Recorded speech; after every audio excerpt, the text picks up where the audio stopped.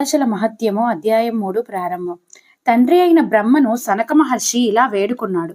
ఓ జగద్గురు, నీ దయ వలన శివానుగ్రహం వలన అద్భుతమైన ఈ అరుణాచలేశ్వరుని మహత్యమును నేడు నేను వినగలిగాను.